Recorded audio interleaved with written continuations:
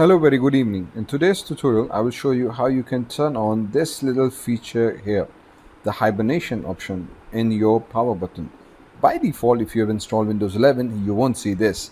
And for me, it's a super useful feature that I just can turn my PC into hibernate. But by default, that's not available. And sometimes it just can get frustrated. How do we turn this option on? So let me show you how you can do that very quickly and easily. Let's begin. So all you need to do is again come into your Windows menu. If you haven't done so, by doing it, then type in control panel, go inside the control panel, and here you will find something called power options.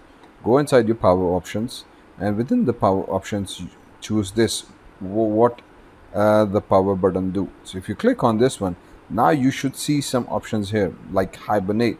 If it is checked, excellent. If it is not checked and you are not able to do so, then first come up here, change the settings that are currently unavailable. Need to click on this one. So as soon as you click on these ones, these settings becomes enabled, and click on this. Once you do that, check it, click on save changes, boom, that's it.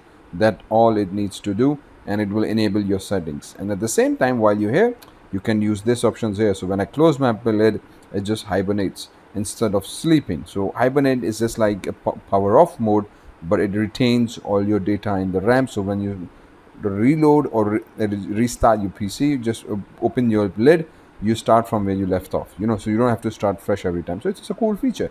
So this is how you simply turn it on, hibernate feature. That's it, all you need to do. If this is not available, click on this link here, and then this is done. That's all it takes. So I hope you find it useful, and once you do that, obviously, if you come here, start, go into settings, this should be there.